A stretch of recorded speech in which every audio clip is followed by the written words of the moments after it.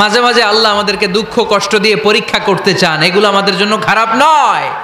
এই দুঃখ কষ্ট বিপদ আমাদের কোমরকে সোজা করে, আমাদের পায়ের মাটিকে শক্ত করে। চিল্লায় বলেন ঠিক কিনা? প্রতিকূল পরিবেশে কিভাবে বাঁচতে হয় এই দুঃখ কষ্ট আমাদেরকে শিখায়। এজন্য মুমিন বান্দার বৈশিষ্ট্য হচ্ছে দুঃখ কষ্ট বেদনা জ্বালা এগুলোতে সে আপসেট হয় না, সে হাল ছেড়ে দেয় না, সে ভরসা রাখে একজনের উপর। চিল্লায় বলতে হবে তিনি কে?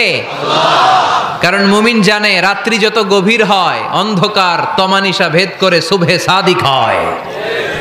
মুমিন জানে গর্ভবতী নারীর পেটের ব্যথা যেই দিন বাড়তে থাকে ওই দিনই নতুন মেহমান আগমনের সময় ঘনাতে থাকে। মুমিন জানে তার জীবনে দুঃখ কষ্ট বিপদ যত বাড়তে থাকে সুখের দিন কাছে আসতে থাকে। এজন্য মুমিনের হারাবার কিছু নেই। ফা ইন্নামা আল উসরি ইউসরা, ইন্নামা আল উসরি ইউসরা। নবী হে, কষ্টের পরেই আছে আনন্দ, দুঃখের পরেই আছে সুখ। আপনি সমস্যায় পড়েছেন, ওই সমস্যার সমাধানও আছে না নাই? এই পৃথিবীতে এমন কোন সমস্যা আছে যেটা সমাধান নাই? কথা বলেন। সমস্যা তৈরি করেছে কে? আবার সমাধানও দিয়েছে কে? আল্লাহ doesn't create a lock without its key. আল্লাহ কখনো চাবি না বানাইয়া ওইটার তালা বানায় নাই। কথা কন। তালাও যেহেতু আছে ওই তালার চাবিও বানিয়েছে কে? মা আনজালাল্লাহু দাআন ইল্লা আনজালাল্লাহু লাহু শিফা।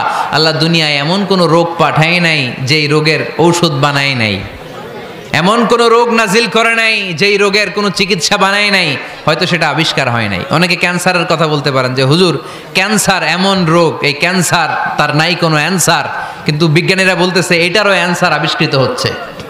সুবহানাল্লাহ কইবেন না? কিছু কিছু ক্ষেত্রে হয়েও গিয়েছে। এজন্য দুঃখের পরেই আছে সুখ, কষ্টের পরেই আছে আনন্দ। এই দুনিয়াটাই এরকম, কষ্টের পরই আনন্দ। দেখবেন তারাবির নামাজ 20 রাকাত পড়তে কষ্ট লাগে না?